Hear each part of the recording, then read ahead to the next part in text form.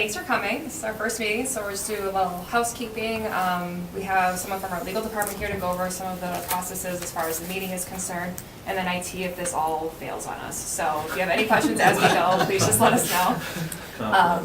We'll start going through the agenda, and Veronica is going to lead it until we do the election of officers. For that portion, we ask that people nominate whomever. I don't know if you guys have discussed it all, who might be interested in doing that.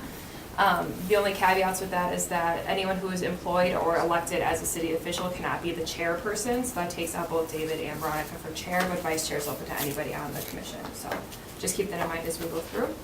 This is one.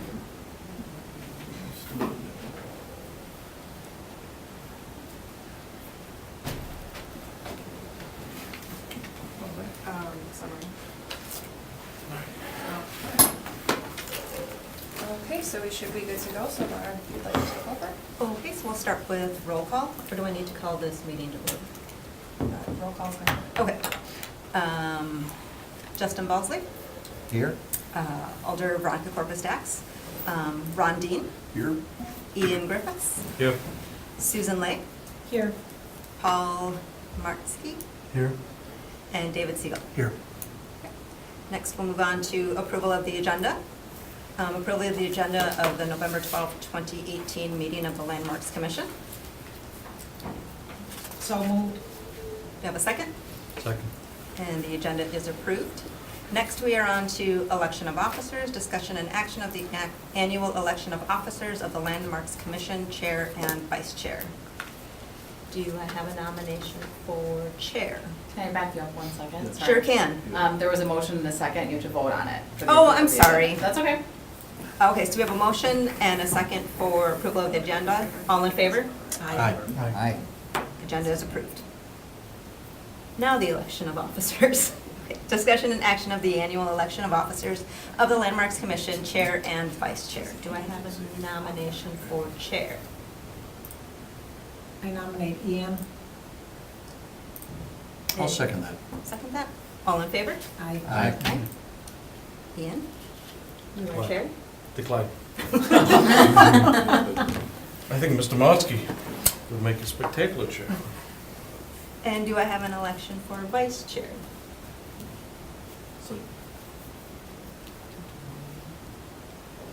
Or does Give me a Ian do second. that?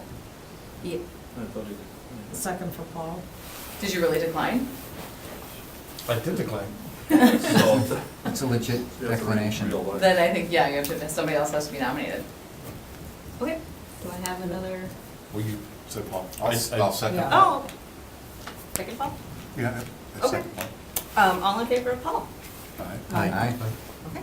Paul is our chair Great. for the Landmarks Commission. You are welcome. Now Paul can take over. Yep. Sorry. So now we're looking for a vice chair, correct? Mhm. Any nominations?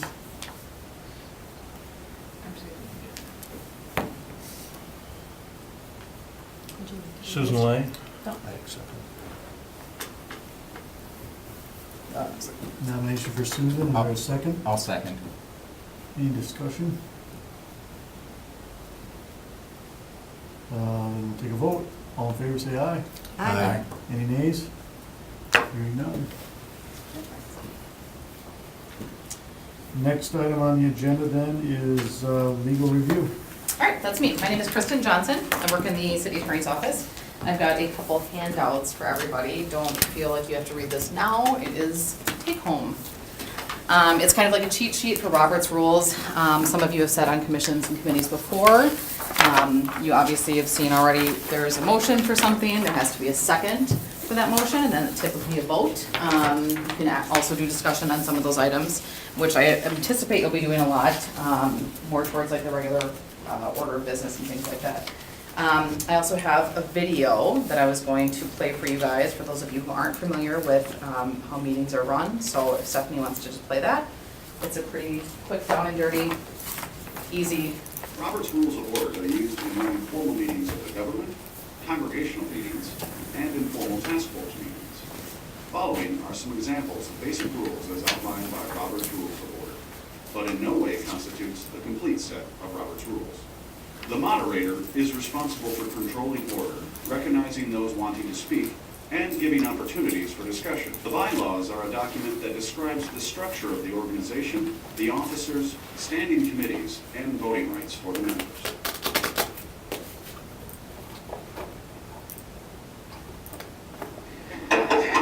I'd like to call the meeting to order. Will you all please take your seats?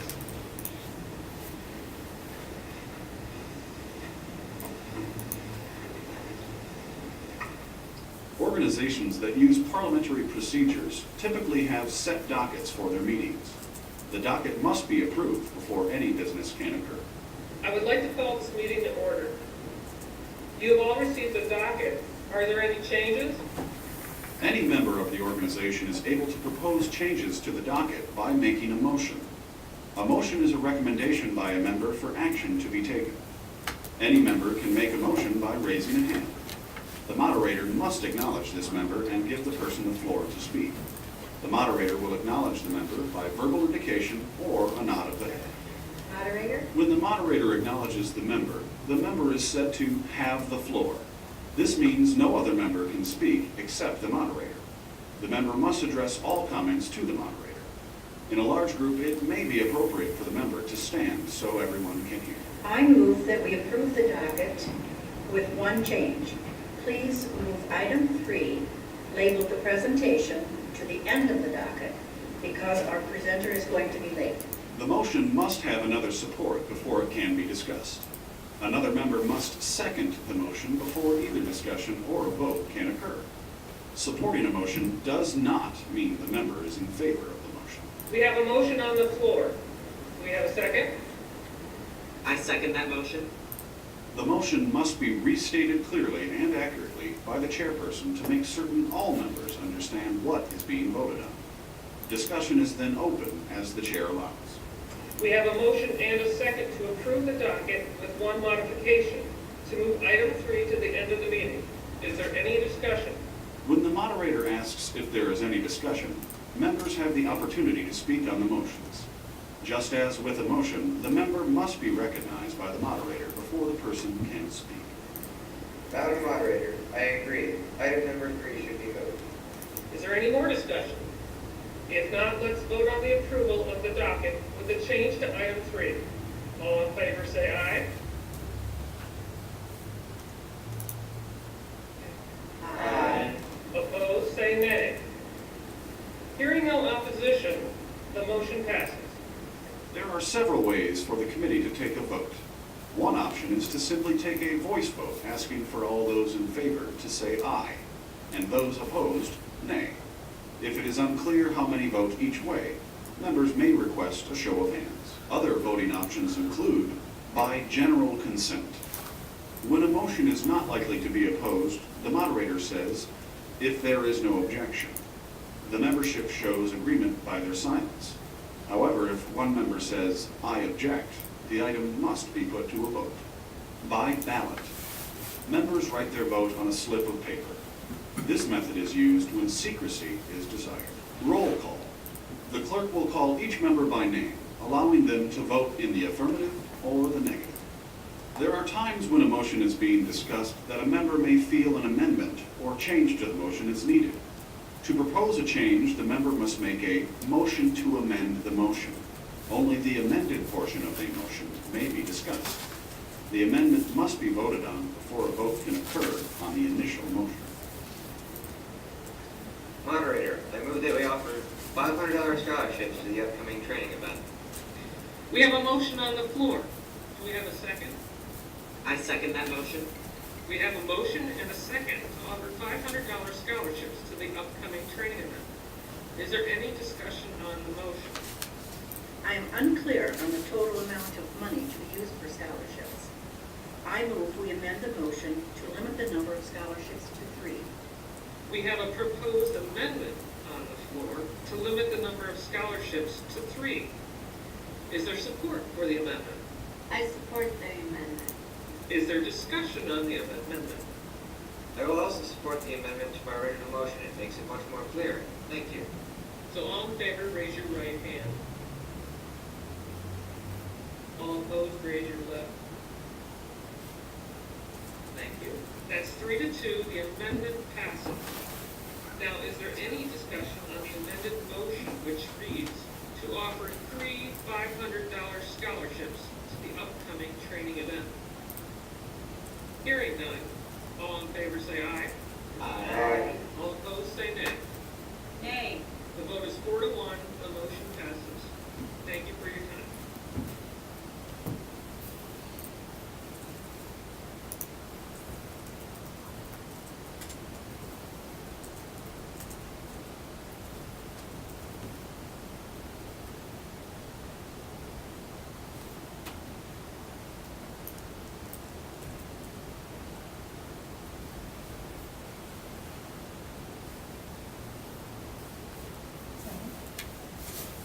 Yeah, I think it just then talks about adjourning.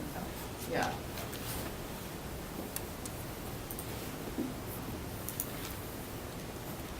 Yeah. So that is, like I said, just the bare basics. As you guys kind of saw, the chair is gonna call the meeting to order.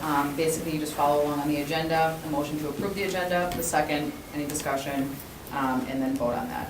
The informational items at the bottom, typically those you just receive and place on file. That's gonna be more updates from staff, things like that. But then things that you guys are actually taking action on, you'll make a motion to approve, deny, whatever it is that you wanna do with that item. Opening the floor for members of the public to speak. You have to make a motion to open the floor if you wanna hear from any members of the public. You are allowed to put a limit on the amount of time they're allowed to speak, if that's something you guys want to do, but that's entirely up to you, you don't have to do that. And then you have to make a motion to close the floor when you want to go back to regular order of business. You do not have to open the floor if aldermen want to speak, so like, for example, Alderman Sawyer's here, he wants to jump in, you don't have to open the floor to hear from him. A couple things regarding opens meetings laws. Just obviously this is, a governmental body, you guys are now a commission. So opens meetings laws will apply to you. A walking quorum is when several of you are together or talking about a certain item that you're going to eventually take action on and trying to come to an agreement outside of the actual meeting. That is prohibited. You cannot talk to one person or several people about an item that you will eventually take action on. You're allowed to talk about it, but you can't come to an agreement about it. So it's kind of a fine line. We always just recommend just don't do it, period. If you're talking about something, hey, I want to put this on the agenda, that's fine. But I'd like to put this on the agenda and I'd like you to vote yes. Can't do that. Obviously, like I said, this is an open meeting. When several of you are all going to be at a different meeting, so say a bunch of you want to go to a Protection and Policy Committee meeting, if there is enough of you to meet a quorum, that would constitute a meeting of this commission. So that meeting would have to be noticed. So if you all are aware, hey, I know we're all going to probably be interested in an item at Protection and Policy, maybe just give Stephanie a heads up. I think 6 of us are going to be at that meeting. She'd have to then make a notice of this body basically having a meeting within that meeting. I know it's kind of confusing. Any questions at any time, please let us know. That's kind of it. Stephanie's here to, answer questions. She's going to be keeping track of stuff on Civic Clerk. So if there's ever any question, hey, I forgot what that motion was because we've been talking about it for 10 minutes, can you remind me? She should be able to recite that back, or whoever made the original motion can usually remember what they asked for. Any specifics, we're always available down in the city attorney's office. That's it for me. I've got another fire I've got to put out, so I do have to go. But any questions right now? It's pretty, there's nothing you guys can screw up too bad. Stephanie's here, she's been through this. Anything for me? No? All right, good luck. Thank you. Welcome aboard. To kind of piggyback off of that as well, during the first half of the agenda, usually we just do the voice votes. That way it's a much faster process. But when it comes to actually approving anything that would be a design review or anything more substantial, we'll call for a vote on Civic Clerk, so it'll be prompted on the screen to vote. So we could do that for some of these if you'd like to just get a feel for it. But typically for the agenda, roll call, minutes, we'll just do the voice votes. That way it's much faster to get through those items for us too. But anything that would be under the regular business or sometimes in informational, we would call the vote, so that way you guys have the record of it, that you actually voted for it on our process here. So do you guys have any questions with meeting process, anything with the Civic Clerk update? Nothing more. Well, if anything comes up along the way too, just please feel free to let me know. If you bring your own laptop to a meeting, Siege Public does not work well in this room, so we'll have to set you up to a hidden network. And just contact me, I'll set you up, and I gotta type in a password that we don't really share. Because it's not a hidden network. So, But then you'll save it. pardon me? You would save it. Yeah, Yeah, exactly, okay. sure.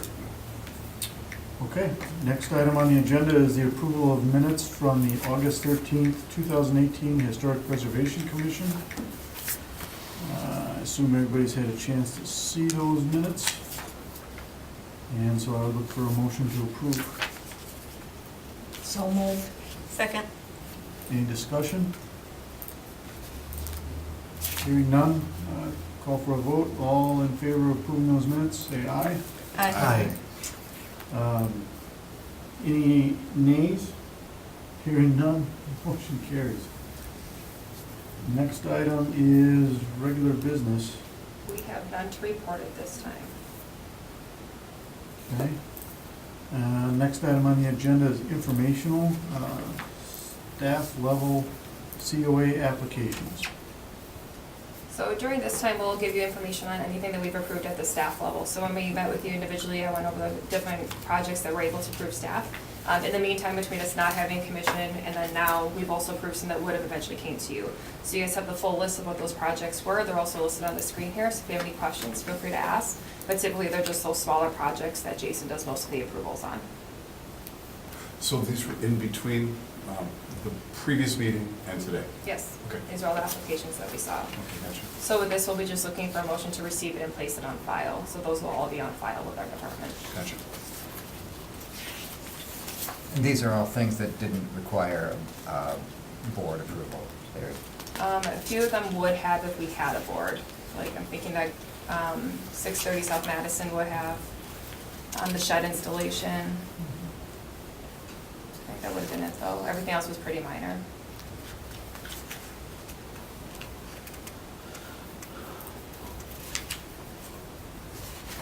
And did you say we need a motion to place these on file? You have to receive and place on file.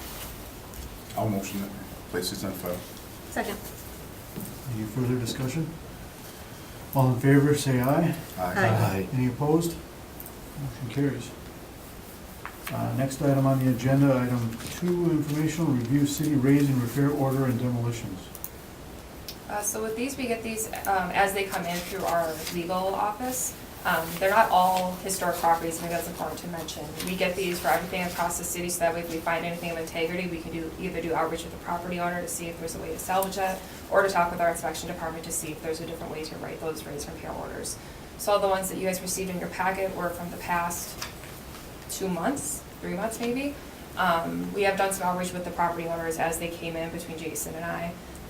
These photos were included in your packet, but they go in order, so left to right are the first 3 that are in your packet. On the next slide, we have the other 2.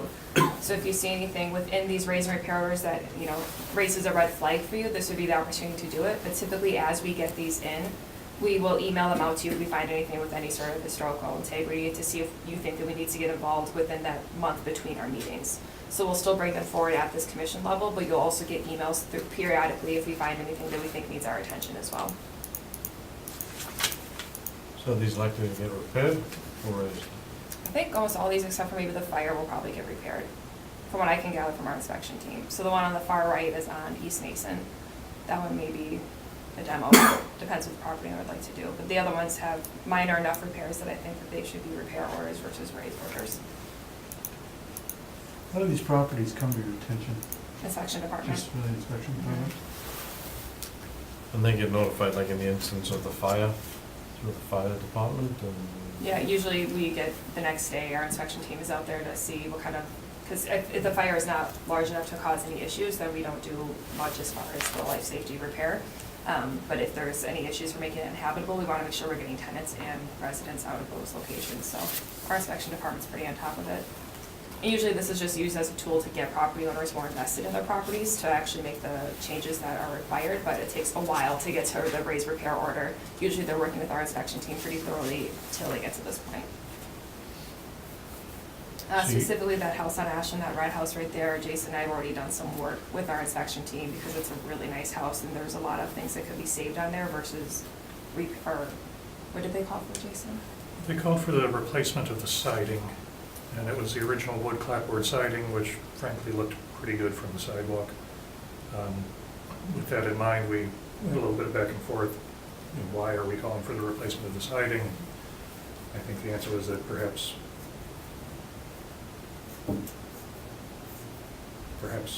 you could keep the original siding. The end of that story. So we reached out to the property owner saying as much, saying that although your house is not a designated historic structure, that is not to say that the history and the historic pieces of your house do not add value to the property. In particular, your original clapboard siding may be more valuable in place than it would be covered up by new vinyl siding.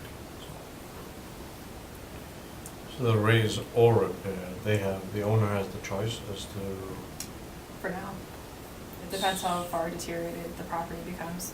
So usually Sometimes they they get, come as a raise only. Yeah. or- okay. usually if there's like huge fire damage, we Yep. just require the raise because there's no salvaging the property. Okay. So it really just depends. But there's not a repair order only. I think those are like what we do for citations, like when someone has a complaint against the property, you get the citations, those are what we consider repair orders, because it says, please fix this. If you don't, you'll be cited at these different times on this schedule. So this is kind of like the last ditch effort to try to Okay. get a property owner to respond to those citations. Got it.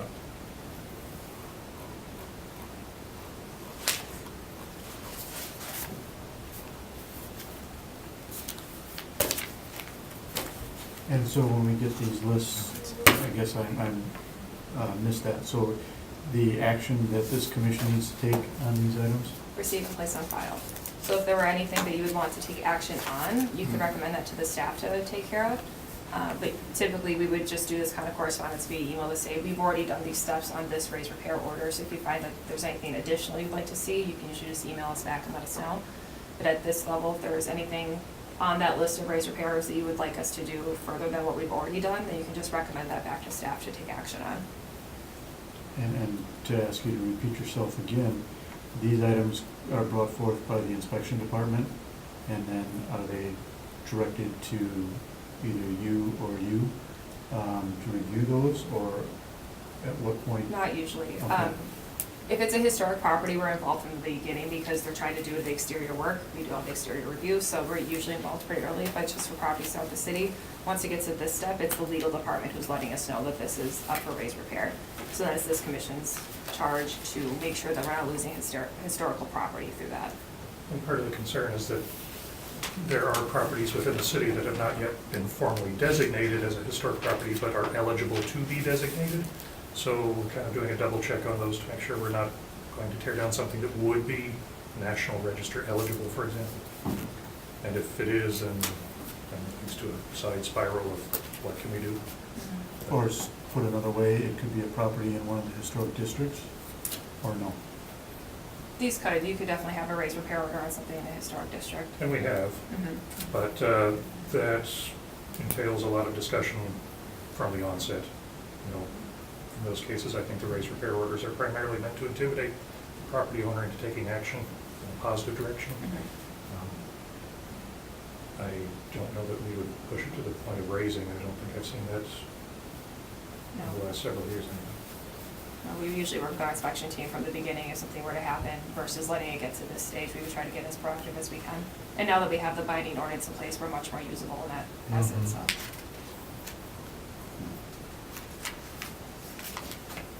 Any other discussion?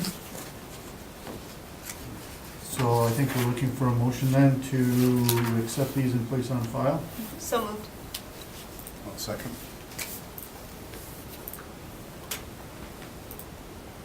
Any other discussion?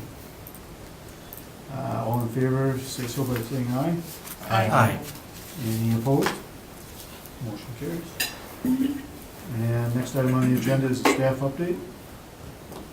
Not a lot to update you guys on since I just met with you all within the past month.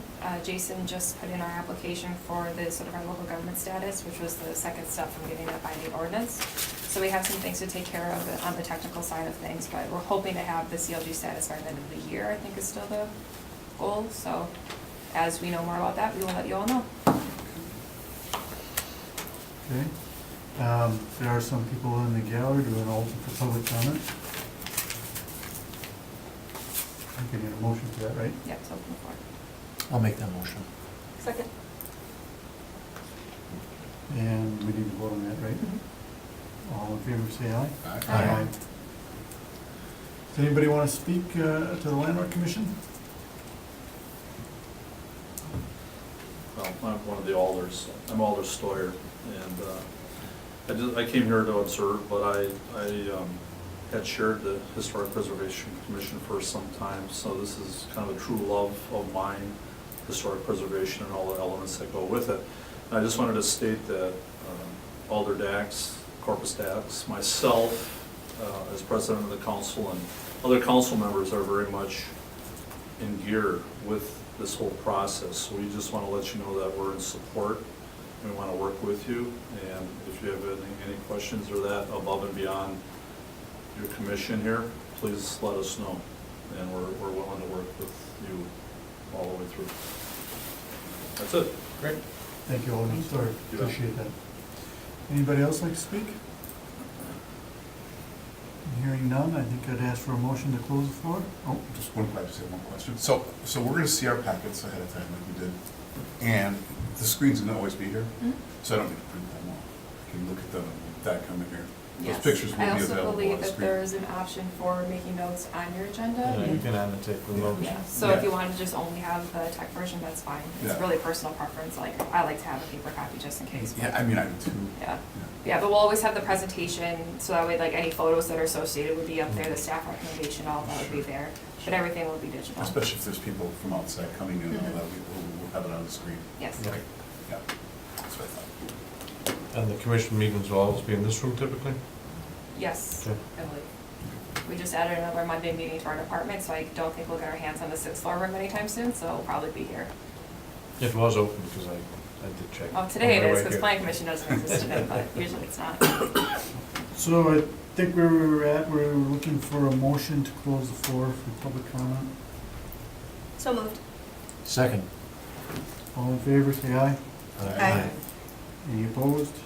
Motion carries. Next item on the agenda is the date of the next meeting, which is Monday, December 10th, 2018. Is there any action that's needed for that? Nope. And so I guess unless anybody else has any items that they want to bring up for discussion, we're looking for a motion to adjourn. I'll make the motion to adjourn. Second. Any other discussion? All in favor, signify by saying aye. Aye. Any opposed? Meeting adjourned. All right.